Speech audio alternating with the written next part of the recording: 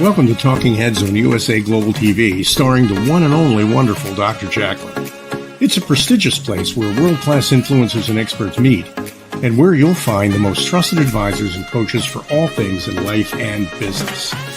Visit usaglobaltv.com to sign up for our newsletter, get the value you need, and be first in line to learn about events and giveaways and other valuable content. Connect with us.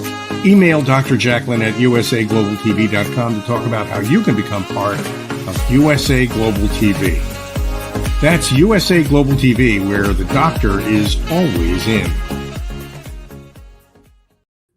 Hello, everyone, and welcome to USA Global TV and Radio. Thank you so much for being here on our show, What's Trending. I'm Dr. JACALYN KERBECK. I'm the president, founder, and chief listening officer here at our network.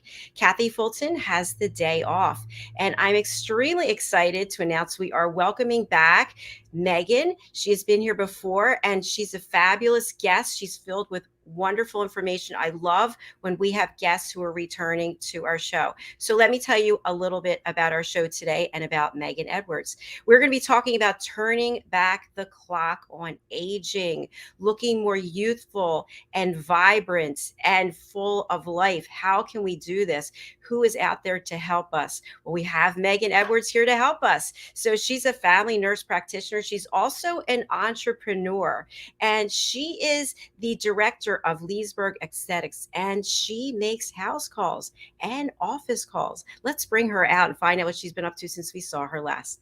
Welcome to the program. Hi, thank you so much. Thank you for having me, Dr. JACALYN. It's an absolute pleasure, especially I love this topic, and I love how creative you are and how you've taken the whole idea of youthfulness into taking it right to the person's home or to their office. I think it's brilliant.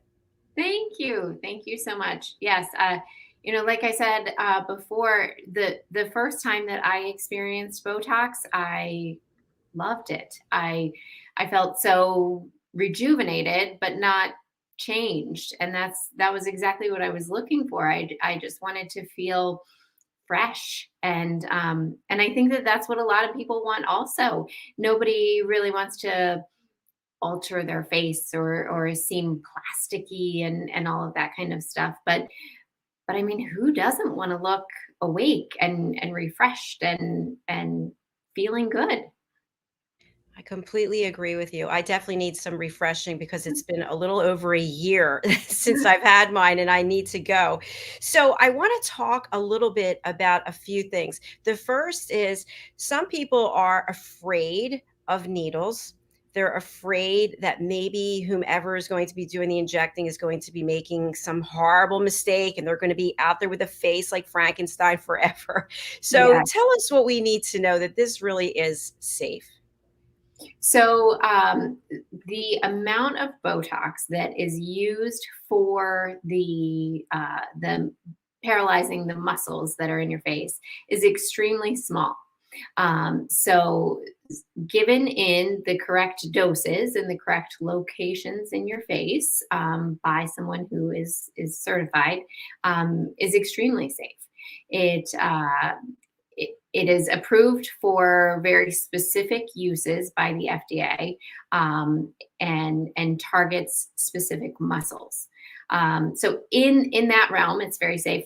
Botulism toxin as a whole is dangerous, and that's why it's important to get it from someone who has gotten it from a reliable source.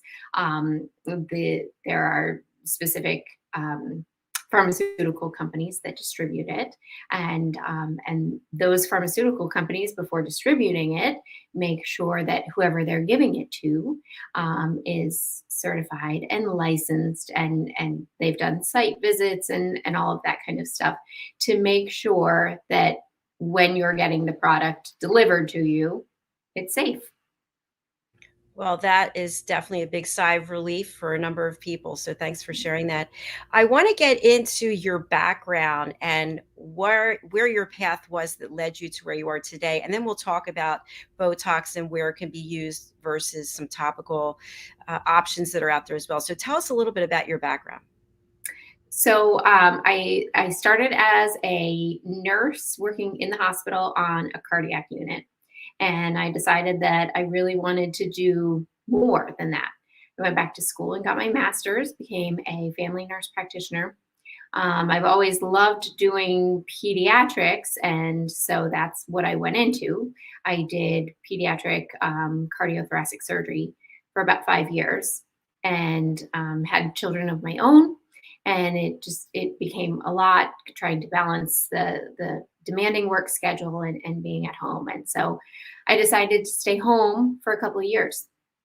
After doing that, I went back into pediatrics, where I'm still working part time, but I have always had this desire to help people, and I guess that's why I went into nursing. And after I had that first Botox treatment and felt so amazing, I really wanted to be able to offer that to everybody else.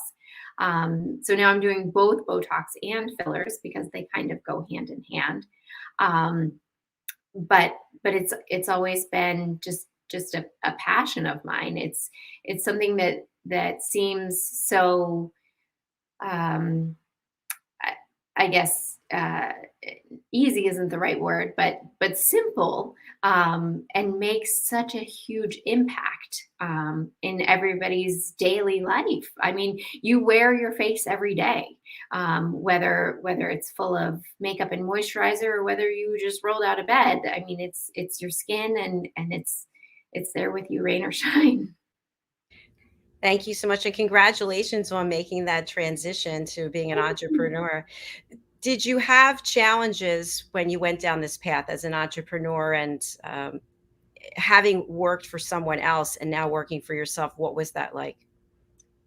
Yes. So I feel like it was a very difficult um, thing to break into, as far as getting the information. The first training class that I went to, the instructor was very helpful and providing a lot of information.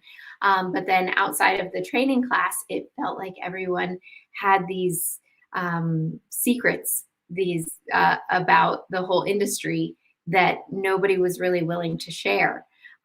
So it has been challenging to break into, but I have luckily found some really wonderful people that are willing to kind of collaborate. And one of their sayings is there's plenty of faces for the Botox to go around. So it's been nice to be able to collaborate with people and kind of feed off of each other, as far as where to get supplies and different techniques and all of that kind of stuff. And I feel like it's really important to do that so that we can all learn. And this is something that's gender neutral, right? It doesn't matter if you have a face, this is an option for you. If you have skin, yes, definitely. It the number of men who have started with Botox from 2018, it has more than doubled.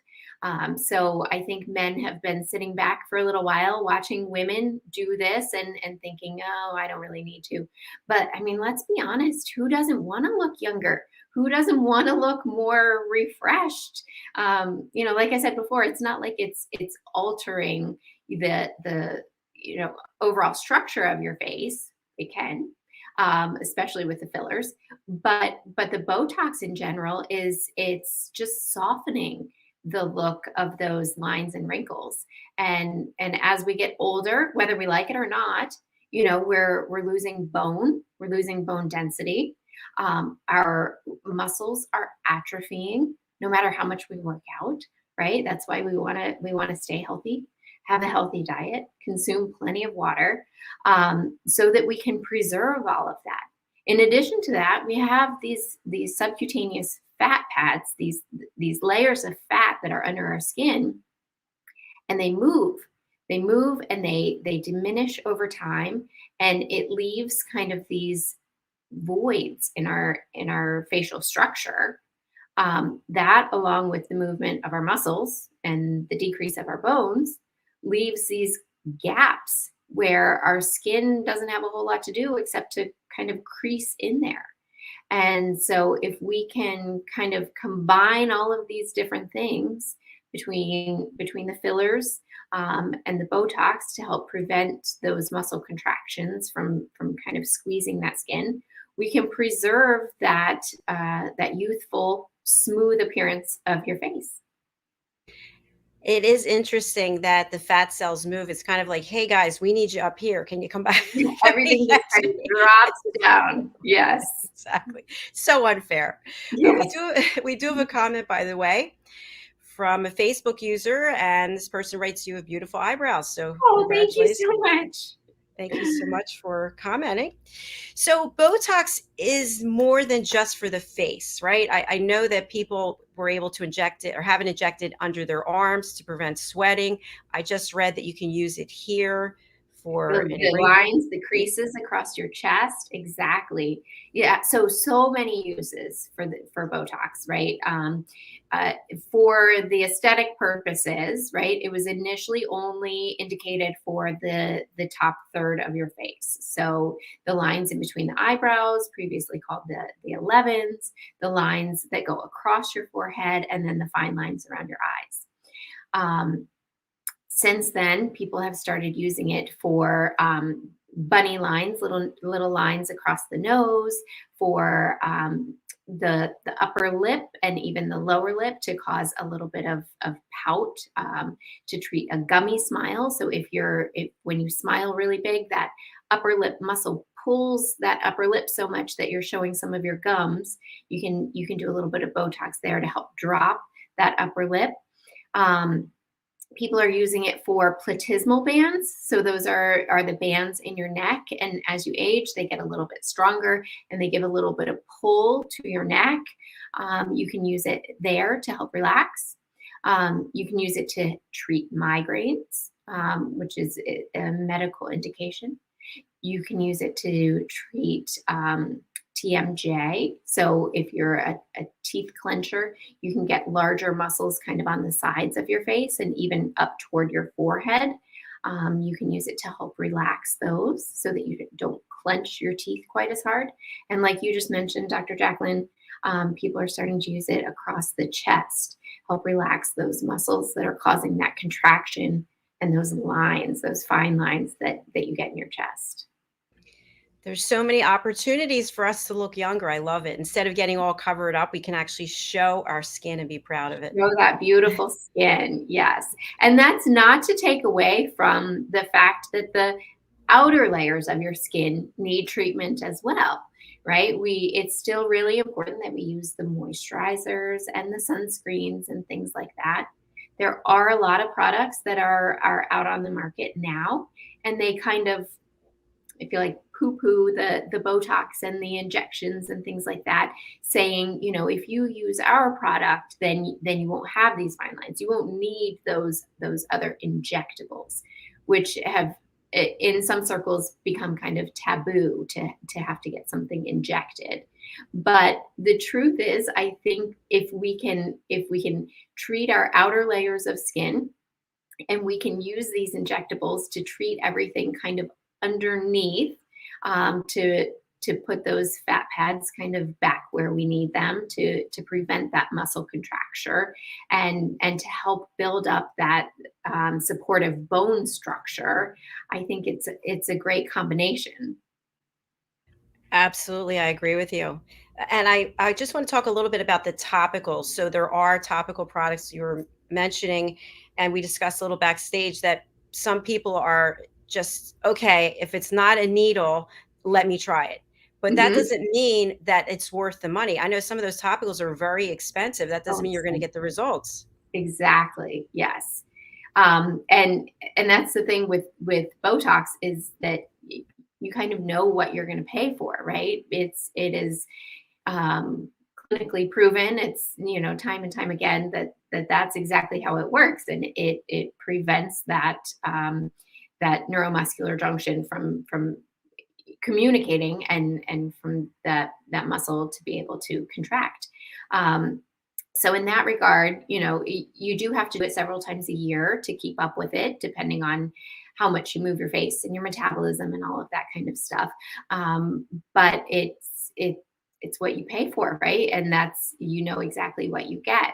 The other topicals that are on the market that advertise that they will erase the wrinkles, or that they will, you know, work as well as Botox, I'm still a little bit skeptical of. I think adding a lot of the moisture to your face, you know, does a lot. It helps that skin and kind of makes it bounce back a little bit more. But if you're really going to prevent that muscle contraction, then Botox is the way to go. Thank you. What age should people start considering getting Botox? So you can get Botox as early as, you know, early 20s. There really isn't an age that's too late to start. I mean, you can start at any age. I would say the average is probably 30s to start, just because that's when you're starting to see those lines that you can make in your face. They aren't bouncing back quite like they did in your teens and 20s. And that is what causes the wrinkling. When those lines go from what's called dynamic, so the lines, when you make the facial expression, they cause the line. And then when you stop the facial expression, it kind of returns to its baseline. It becomes more static. And when you make that facial expression, you have the line. And then when you relax it, you can still see that that line is there. So it may not be a deep crevice or anything just yet, but you start to see where that skin is kind of filling over. So that would be the ideal time to start. But like I said, it's never too late. And how do you and other professionals determine if someone needs Botox or they need a filler? Well, that's a great question. So that depends on what their desired outcomes are. Okay. Some people are only concerned about a specific part of their face, or some people are really afraid of the frozen face, where their face, you know, they can't make any facial expressions. So it's important to sit down and talk about exactly what it is that you want. When those static lines get to be too deep, or you start to see some of that muscle atrophy, or even some of the bone loss, those things can't be repaired with Botox. There isn't anything that we can do to stop that muscle from moving that will replace the bone, right? So those areas will need to be filled. So it's important to sit down and talk with your provider about exactly what you expect to get out of the treatment. And then it's also really important to keep an open mind as to what the provider is seeing on their end, as far as what your needed treatment may be. I think some people go in sometimes with a specific outline of exactly what they want, or a dollar amount that they want to spend to get a specific look. But that can't always happen just based on what you want and what your budget is. So sometimes it can happen stepwise, in that, you know, one time you come in for the Botox, and then the next time you can come in for the filler, kind of see how the Botox worked for you. But it varies for everyone and everyone's desired outcomes. Yeah, you just touched on something I wanted to mention. I remember one time I went in to see my provider and I said, "Hey, I have X number of dollars. What can you do?" It's like, let's make it deal. Can you do this? Can you do that? It's just, no, it doesn't work that way. Here's my pot, and what can you fix with this? Yeah. So sometimes it needs to be done stepwise, and sometimes it needs to be done stepwise because you know, we kind of want to see how things lay after we do the Botox. You know, we can see what other movements you're having, what other areas are still bothering you.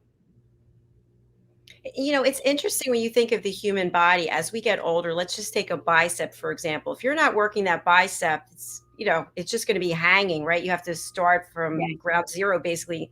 But with this, for example, this muscle is always strong. It's amazing to me that for 27 years I've been getting Botox and it's still, it's like, can't you Still just weaken up working. a little bit?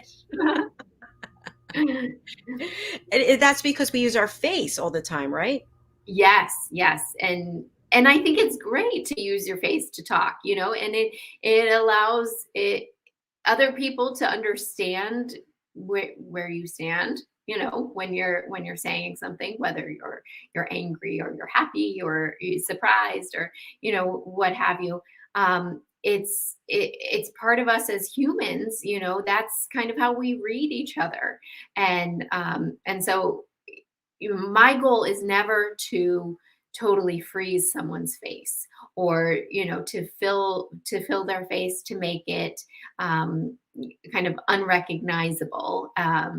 You know, I want it to be a very natural look, and I want to enhance that beauty that's already there, and allow them to feel just more youthful. You know, there's so many things that go along with youth.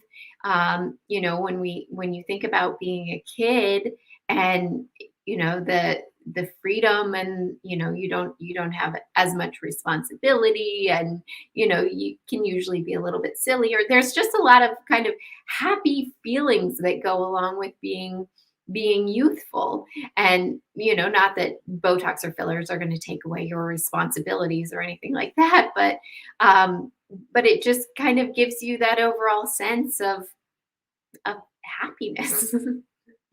Absolutely. I know when I've come back from having it done, people say, "You look like you're very well rested and you've been on vacation." Which Yes, who doesn't want to look like that, right? right. Even when you're tired, Right. you can still look like you feel like $1,000,000. Now, for people who haven't had the treatment before, take us into that, what that interaction, that engagement looks like, because it's very innocuous. Some people might be overwhelmed and thinking, "Oh no, this is going to be horribly painful." And but tell us what that process for the treatment looks like with you. Definitely. So, first thing we do is sit down and go through a little bit of history. Make sure that there are, you know, aren't any major contraindications to getting the treatment, and that can include things from allergies to previous treatments, to any kind of infections, autoimmune disease. We kind of go through the whole thing. Make sure that everything is safe, and that we're ready to go.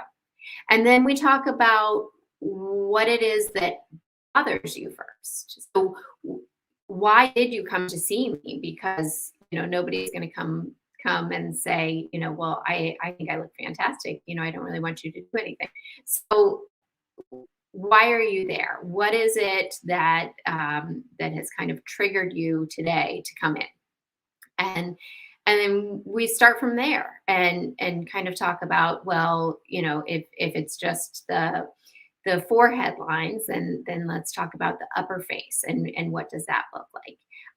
And, you know, is there anything else that bothers you? For someone who hasn't ever had a treatment before, we also go over kind of what they can expect and the aftercare. Anytime that you're putting a needle into you, there is a risk of bruising. So that is always a possibility. Typically with Botox, the bruises are really small and will go away quickly. Um, a lot of that will also depend on the aftercare, right? Avoiding things that will make you bleed, like alcoholic beverages, and Advil, non-steroidal anti-inflammatories, and things like that. Um, but the overall treatment is fairly painless. So I've had a lot of people with the needle phobia, and kind of nervous about what the actual injection will feel like. And more times than not, the response is, "Oh, well, that wasn't so bad." So it's not as scary, I think, as what people make it out to be, putting needles into your face. Exactly. I know when I first started going, I would accept the numbing cream. Yeah, go ahead and put it on. And then as time went on, like, just give it to me. It's fine. And I Just love do the fact it might sound crazy, but there's sort of, at least in my case, there's sort of a little crunch noise as the needle goes in. I'm like, yes, goodbye, wrinkle, goodbye, goodbye, goodbye. Yes. Yes. Yes. As it goes through that skin, it can kind of like, yep, you hear that little noise there. Now, I always wondered for the training that you have and the and providers who do this, what is it that you look for when you're injecting, and how do you know the angle of the needle, which way to put it? Yeah, so a lot of that has to do with the facial anatomy, kind of where each of the muscles lie and everything like that. And then as far as the quantity of product to use, it depends on well, how many treatments the patient has had before, the depth of their wrinkles, kind of the strength of those muscles that you're looking um, to paralyze. And then also the location. So just like you were saying, Dr. Jacqueline, those muscles in between those 11s in between the eyebrows can be super strong on people, and so you may use more just in that area between the eyebrows than you do on the rest of the forehead. It depends on each individual person, and then as far as the angle of the injection, it depends on which muscle it is that you're trying to get to. So the muscles that are in between the eyebrows are a lot stronger. They're a lot deeper than, say, the muscles that are around the eyes. So those are a lot more superficial. And you want to make sure that you're avoiding injecting toward the eye, kind of into the eye, because we want that product when we put it in, we want it to stay right where we've put it, which is why we don't want you to do um, intense exercise, afterward, because we don't want that blood flow kind of moving everything around. No going for a massage right afterward, because we don't want all of that product to be, kind of altered and pushed elsewhere in your face, things like that. So it is important to kind of stay upright for the most part for about 4 hours after the procedure, and then just not a whole lot of pressure or manipulation to your face. Thank you, Megan. And I'm wondering about some of these other places where you can inject that you've mentioned, which I haven't done. So in the neck or here or Mhm. maybe in the hands, are those areas more painful, or it's the same process pretty much? So it's pretty much the same process. Obviously, in any area that you have more nerve endings, you're going to be just a little bit more sensitive. So I found that people are like a little bit more sensitive around their eyes than they are their forehead. Doing the lips can be extremely sensitive, which is where it's nice to use either a little bit of numbing cream, or even apply a little bit of ice before you do that. Um, but so it's a little bit variable, and it also depends on the individual, like you said, initially wanting the numbing cream and then deciding that maybe it wasn't that big of a deal. It depends on how much fear you have going into it. I had a client the other day who had had all sorts of plastic surgery, but she had never actually done Botox. And so she had had a chin implant, and she had a breast augmentation and a tummy tuck, and all of these other things. And she said, "But I'm nervous. I'm afraid that the injections are going to hurt." I said, "Oh, I think you're going to be surprised." And she was pleasantly surprised that it wasn't nearly as painful as any of those other things where she had, kind of undergone the knife. And yeah, it was a lot simpler than she expected it to be. That really is interesting, thinking about being cut open as opposed to a needle. Yes. Uh, so I know there's a number of new products that come on the market. Botox has been around for decades, right?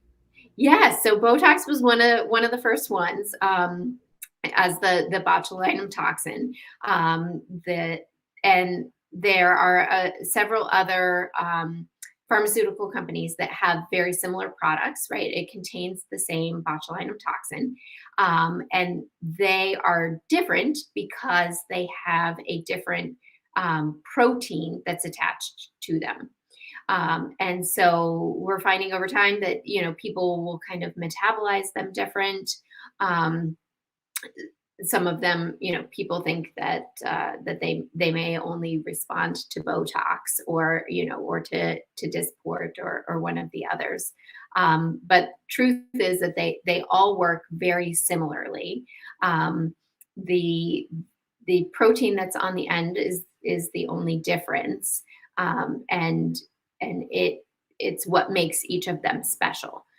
So similar to using, kind of the brand name toothpaste or whatever at the store. Um, some people definitely have their preferences for what they like. And with those different proteins, it can give a different feel to your muscles, to your face. And so that preference is not, it's not to be dismissed. Fascinating. Thank you. Mhm. A follow-up question I have for you is, and again, full disclaimer, I haven't had Botox or fillers in just over a year, so don't look at my face, people, right now. So my question is, if you're someone like me who's been getting it for decades, there is that fear that I have that, oh my gosh, if I get it too often, it's not going to work anymore. Is that true? So so again, it's the Botox is preventing mm, that muscle communication. Okay, so it's kind of blocking the nerve that's telling that muscle to squeeze up. So becoming kind of immune to that is not very likely, just because it's such a a strong product. Now, as far as doing fillers and things like that, that is a tangible kind of, a placement of of the of the filler, of the hyaluronic acid, inside your face. And so that there's definitely no immunity to. Good news. Yay. I know. I probably was about 4 years ago, I had these injected, and it was kind of cool because you can almost feel there's like a canal or something where the product's Mhm. going. It's yeah, really found that fascinating. Yes, and I just actually went to a training seminar last night, because I always want to stay up to date on the latest and greatest, and refining techniques and stuff. And it's incredible, the things that we're learning and finding out about the face and the facial structures and things like that. And watching those fillers go in, and just not quite like a balloon, but just kind of inflating, and giving that tissue back the life that it's kind of lost over time. It's really cool to see. It absolutely is. Do you see the industry one day going to, like with pharmaceuticals, you can inject yourself now with a biologic. Do you think one day we'll be able to inject ourselves with Botox? I hope not. I hope not, because while it's safe following up with a provider who knows what they're doing, I am afraid of what could happen if that got into the wrong hands. Like I said, we're watching our needle depth, and the angle that it's injected, and all of that kind of stuff, to prevent the things, like paralyzing, or bruising too badly, or what's common around the eyes with Botox is you can drop an eyelid. um, with the fillers, if the filler gets placed in the wrong place, it can cause severe nerve damage. And then the largest kind of adverse reaction to fillers is something called a vascular occlusion, where it gets injected into one of either the arteries or the veins of your face, and it prevents the normal blood flow. And so that can turn out really bad. It can cause necrosis, which is the dying of the facial tissues. And the photos that I have seen from some of those vascular occlusions is scary. So, everyone, this is not something to try at home on your No, own. Definitely not. Yes, you need to find someone that you trust to go to who's again, certified and licensed and all that good stuff. And Megan, let's say I came to you or you came to me and I said, okay, today I want to have this done, this done, this done, this done. Can I get it all done at one time if I can afford it and I have the time to do it? If you have the time to do it and I have all the product with me, you are more than welcome to do it. Now, depending on the client and kind of all of what they're wanting, I may suggest splitting it up into two. Like I said, doing the Botox first, sometimes just to see kind of where everything settles, and then deciding what to fill in after that. If we've had a long-standing relationship and I kind of know your facial anatomy and what we can expect from the Botox and everything, why not? I love it. So I could call you and say, hey, I'm in between shows and I need a little pick me up on my face. Can you help me? And I'll be right there. Yes. Yes. I absolutely love it. So for people who missed the introduction or they didn't see other show, you actually come to the client. Tell us more Yes. about that. Yes. So I've started to do mobile Botox, and I will come to the client. I will bring all of the product and my electronic medical record and all of that stuff with me. And it's a quick little 10-minute visit. After having my own Botox done and kind of seeing how long it took, for such a quick visit, I thought there has to be a way that we could do this a little faster, which is how I kind of came up with the mobile service. And starting my own business, I wasn't really wanting to have all of the overhead of a clinic and everything. So yeah, it's been the best of both worlds. I've been able to do what I love and be able to take it to people. As I told you before, I think it's genius. It's absolutely brilliant. Now, I've heard of this before. I've not yet been invited, but I've heard of Botox parties. Are you open to do these? So Botox parties are a little challenging because it's a medical procedure. And, when we think party, a lot of people want to be relaxed, maybe have alcohol and a couple of drinks. And the issue becomes that, I need you to sign a legal consent.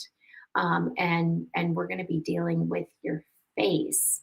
That combined with the increased bleeding risk from the alcohol and putting needles into your face doesn't go over as well.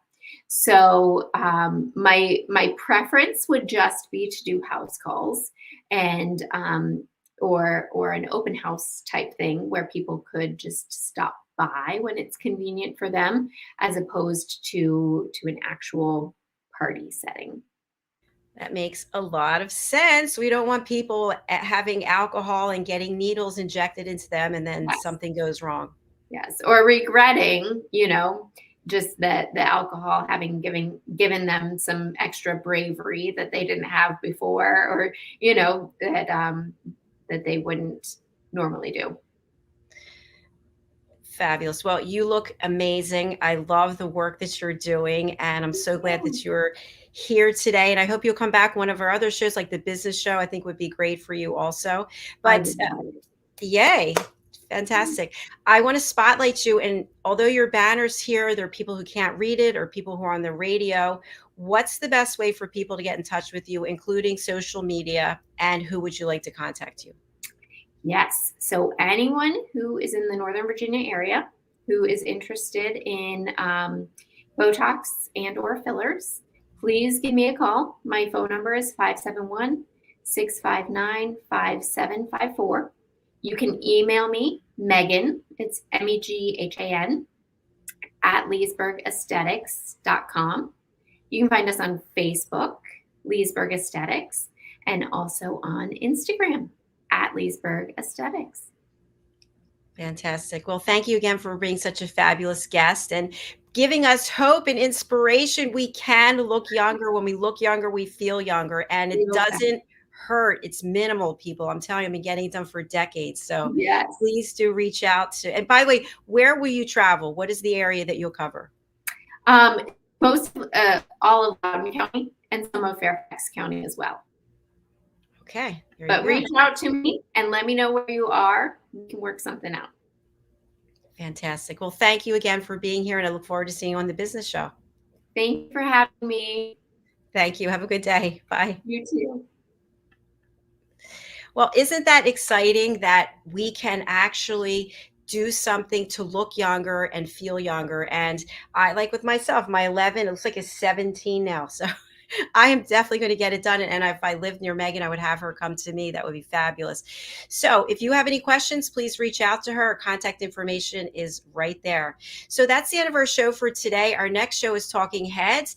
Kathy Fulton has the day off, so she will not be doing that show. So come back and see us for the Corner Bookstore, followed by the Film and Music Show, followed by the Wise Ones, and then Red O'Loughlin has his Talking Heads series. Thank you again for watching, for listening. We really do appreciate it. If you'd like to be a guest, go over to our website, usaglobaltv.com. Thanks so much. Bye for now.